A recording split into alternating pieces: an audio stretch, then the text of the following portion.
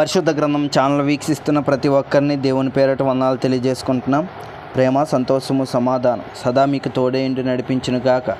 నిన్నటి దినాన యెహెజ్కేలు గ్రంథం 3వ అధ్యాయం చదువుకున్నాం. ఈరోజు యెహెజ్కేలు గ్రంథం 4వ అధ్యాయం చదువుకుందాం.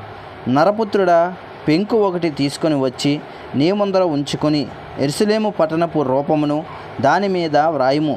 మరియు అది ముట్టడి వేయబడినట్లు దాని ఎదుట బురుజులను కట్టినట్లును దెబ్బ వేసినట్లును దాని చుట్టూనున్న ప్రాకారములను కొలగొట్టు యంత్రములున్నట్లును నీవు రాయము.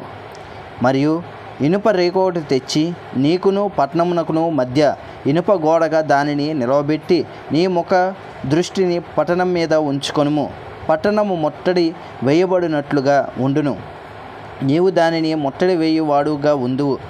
అది ఇశ్రాయేలీయులకు సూచనగా ఉండును.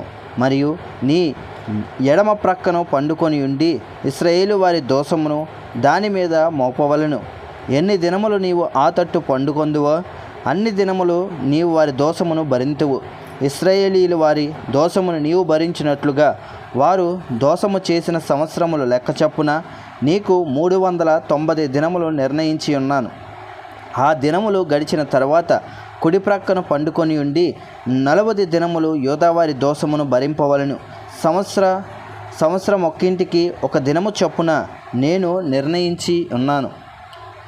ఇలాగ నీ ఉండగా యెరూషలేము ముట్టడి వేయబడినట్లు తేరు చూచుచు చొక్కాయిని తీసివేసి బహు చాపి దాని గూర్చి ప్రకటింపవలను. పట్టణము ముట్టడి వేయబడినట్లుండు దినములు నీవు రెండవ ప్రక్కన తిరగక అదే పాటున ఉండునట్లు నిన్ను కట్లతో బంధింతును. మరియు నీవు గోధుమలను, యవలను, కాయ ధాన్యములను, చోళ్లను, సజ్జలను, తెల్ల జీలకర్రను తెచ్చుకొని ఒక పాత్రలో ఉంచి నీవు ఆ ప్రక్క మీద పండుకొని దినముల లెక్క చొప్పున రొట్టెలు కాల్చుకొనవలను.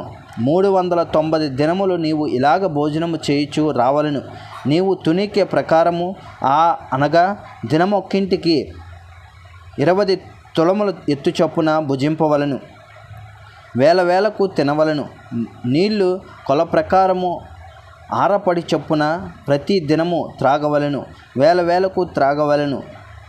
యవల అప్పములు చేసి వారు చూచుచుండగా దానిని మనుష్య మలముతో కాల్చి భుజింపవలను. నేను వారిని తోలివేయు జనములలో ఇశ్రాయేలీయులు ఈ ప్రకారము అపవిత్రమైన ఆహారం భుజింతురని యెహోవా నాకు సెలవిచ్చెను. అందుకు అయ్యో ప్రభువా యెహోవా, నేనెన్నడూను అపవిత్రత నొందినవాడును కానే.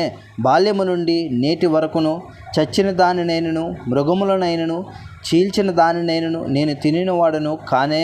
నిర్దోషమైన నిషిద్ధమైన మాంసము నా నోట ఎన్నడూను పడలేదే అని నేననగా ఆయన, చూడుము, మనుష్య మలమునకు మారుగా నీకు గోమలము నేను నిర్ణయించి ఉన్నాను. దీనితో నీవు నీ భోజనము సిద్ధపరచుకొనుమని సెలవిచ్చి, నరపుత్రుడా, ఇదిగో యెరూషలేములో రొట్టెయను ఆధారమును నేను లేకుండా చేసినందున వారు తునికే ప్రకారముగా బహు చింతతో రొట్టె భుజింతురు. నీళ్లు కొలచొప్పున త్రాగుచు విస్మయమొందుదురు. అన్నపానములు లేకపోయినందున వారు శ్రమ నొంది విభ్రాంతి పడి ఒకరినొకడు చూచుచు తాము కలగజేసుకొనిన దోషముల వలన నశించిపోవుదురు.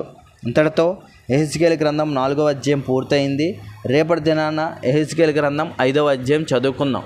ప్రేమ, సంతోషము, సమాధానం సదా మీకు తోడై ఇంటి నడిపించును గాక. ఆమెన్.